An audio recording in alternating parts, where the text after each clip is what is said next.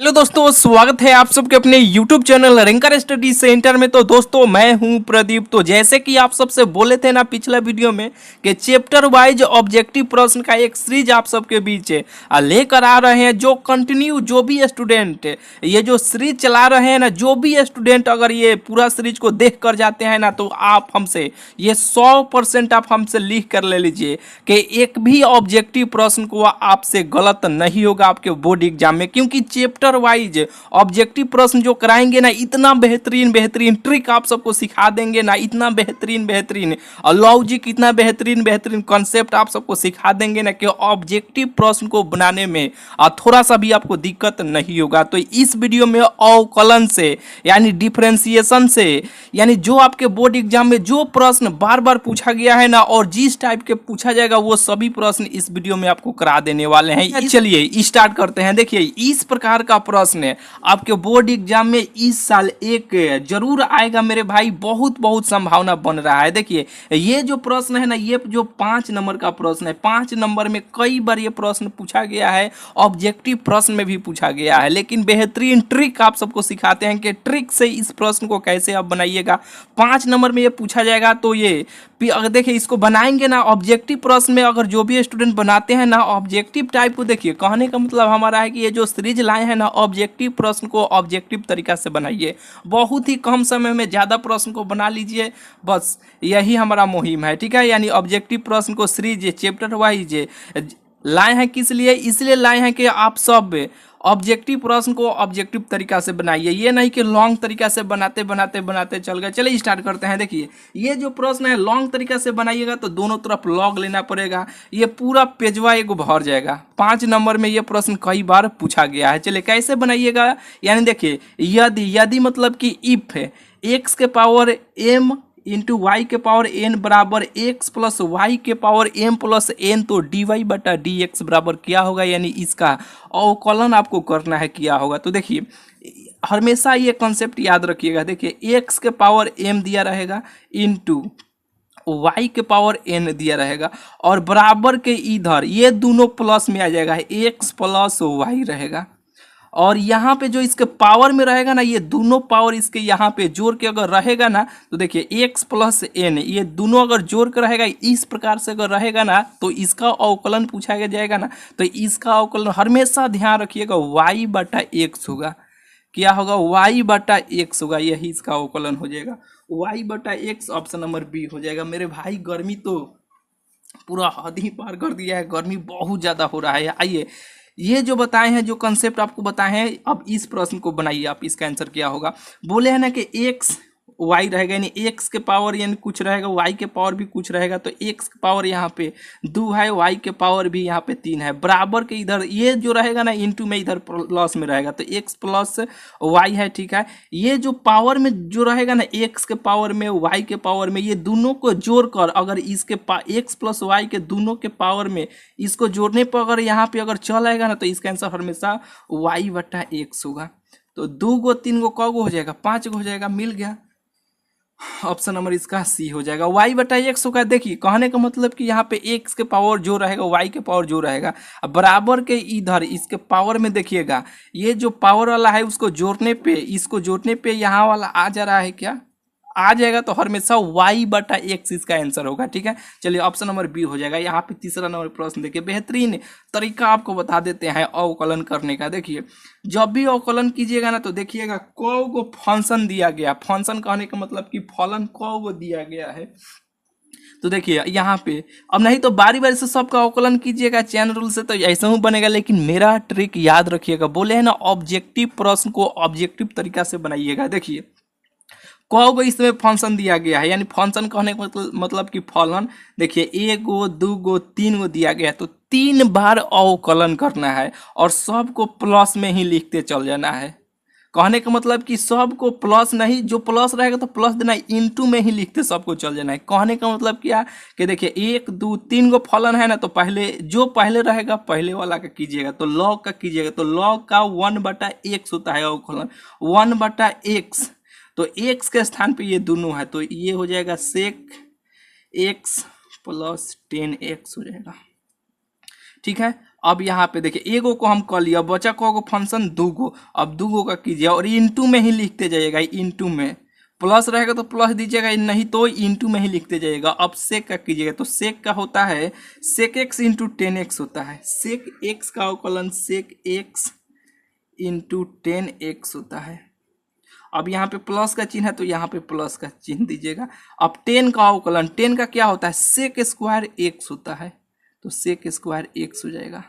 बात नहीं बुझाए ना मेरे भाई। देखिए कहने का मतलब क्या है कि जो गो फंक्शन रहेगा, जो गो फलन रहेगा उतना बार अवकलन करना है और सबको इंटू में ही लिखते चल जाना है, ठीक है। तो 3 गो फंक्शन है तो 3 गो है तो 3 बार अवकलन करना है।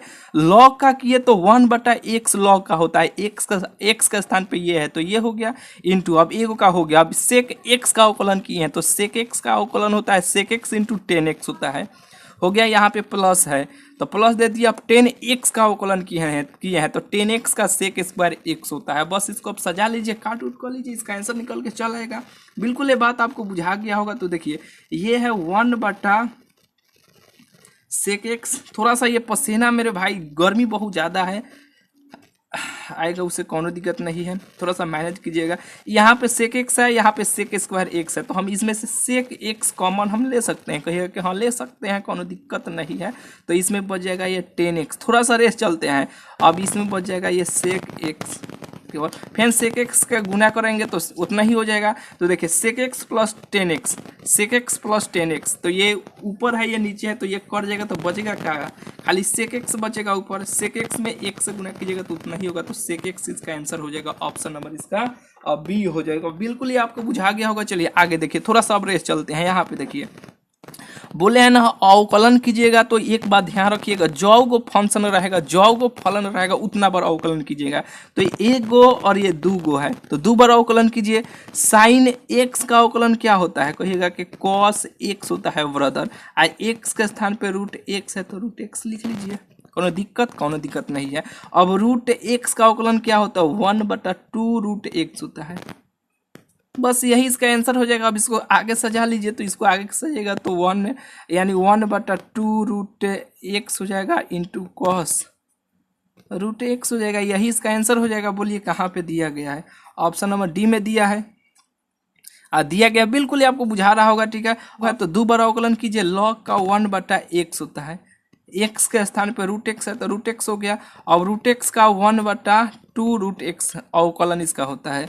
अब रूट एक्स गुना होगा तो ये स्क्वायर हो जाएगा, होगा तो स्क्वायर कट जाएगा। नहीं बात बुझा रहा है क्या, यहाँ पे देखो 1/2 रूट में रूट से गुना होगा तो ये रूट कट जाएगा, यानी एक्स हो जाएगा 2, यानी 1/2 एक्स इसका आंसर हो जाएगा। बिल्कुल ये बात आपको बुझा रहा होगा। चलिए आगे देखिए, यहाँ पे देखिए ये जो प्रश्न है ना ये बहुत ही बेहतरीन प्रश्न है। D tan inverse x plus cot inverse x अब dx बराबर क्या होगा। तो देखिए ये तो सूत्र है, तो यहाँ पे tan inverse x plus cot inverse x का सूत्र क्या होता है π/2 होता है। एक बात ध्यान रखिएगा, tan इनवर्स x यहाँ पे cot inverse x sine inverse x plus cos inverse x inverse थोड़ा सा sec inverse x cosec inverse x, ये तीनों का मान जो होता है π/2 होता है। और तीनों में से कोई अगर रहेगा ना तो इसका अवकलन 0 होगा। कैसे 0 होगा, देखिए tan inverse x plus cot inverse x, इसका मान क्या होगा π/2 हो जाएगा। तो इसका मान π/2 हो गया, इसका मान केवल π/2 हुआ मेरे भाई, तो π/2 हो गया। और इसका अवकलन अभी करना ही है, ये सूत्र ना हुआ तो इसका तो मानवा π/2 होगा। इसको करना है अवकलन dx यानी dy भागा dx करना है, ठीक है। अब देखिए π/2 क्या है, कांस्टेंट है। कैसे कांस्टेंट है, क्योंकि पाई का मान 180 डिग्री होता है, 2 से भाग देने पे 90 हो जाएगा। तो 90 क्या है, संख्या है, संख्या यानी कांस्टेंट है, कांस्टेंट का अवकलन क्या होता है, 0 होता है। इसमें से कौनो आ जाए, पाई बटा 2 तीनों का मान होता है 0, वो उसका आंसर होगा। ठीक है, अब यहाँ पे देखिए इसके x के स्थान पे 1/2 आ जाए, चाहे रूट आ जाए, उससे कौनो दिक्कत नहीं है। इसका भी मान बताइए, इसका भी मान sine inverse root x plus cos inverse root x, ये कौन सेम रहना चाहिए, सेम। यहाँ पे x है तो यहीं पे x है ना, यहाँ पर भी एक रूट एक्स है तो यहाँ पर भी रूट एक्स है ना, यहाँ पे 1/2 रहेगा, 1/2 रहेगा, तब हम इसका मान पाई/2 कीजिएगा, पाई/2 हो जाएगा, तो इसका तो सूत्रों पाई/2 हो गया मान, तो इसका मान पाई/2 हो गया। और अब इसका अवकलन कीजिएगा तो ये कांस्टेंट है, कांस्टेंट का अवकलन 0 हो जाएगा। बिल्कुल आपको बुझा गया होगा। से यहाँ पे देखिए 10, यहाँ पे इसके साथ में 10 के साथ कुछ लगा उसे कोई लेना देना नहीं है, केवल आप हमें 10x का अवकलन बताइए। कहिए कि भैया सेक स्क्वायर x होगा, x के साथ कुछ लगा है उसे कोई लेना देना नहीं है, जैसे रहेगा वैसे लिख देना है। और हमेशा बात ध्यान रखिएगा, जो x के साथ लगा रहेगा ना उसे आगे कर लीजिएगा केवल गुना, ये कांस्टेंट है। कैसे कैसे देखिए, x मिला, क्या नीचे नहीं मिला है, तो नीचे ये जो a है ना, a नहीं मिला है, जो नहीं मिला है उसे आगे कीजिएगा गुना, बस यही इसका आंसर हो जाएगा, ऑप्शन नंबर बी हो जाएगा। बोलिए d cos 2x बटा dx का आंसर इसका बताइए क्या होगा, इसका अवकलन क्या होगा। तो केवल आप हमें ये 2 है ना, इसे कोई लेना देना नहीं, जो भी कांस्टेंट लगा रहेगा उसे कोई लेना देना नहीं है, बस केवल आप हमें जो रहेगा मान उसी का अवकलन केवल हमें आप बताइएगा। केवल आप हमें बताइए cos x का अवकलन क्या होगा भाई, तो कहिए cos x का अवकलन होता है माइनस साइन x होता है, माइनस साइन x, x के साथ कुछ लगा है उसे कोई लेना देना नहीं है, जैसे रहेगा वैसे लिख देना है। लिख दिए, तो दो जो है ना यहाँ पे दो कांस्टेंट है, तो दो को बाहर कीजिएगा, दो को बाहर कर लीजिए, यानी दो बस आगे दो से गुना कर लीजिएगा, इसका आंसर हो जाएगा।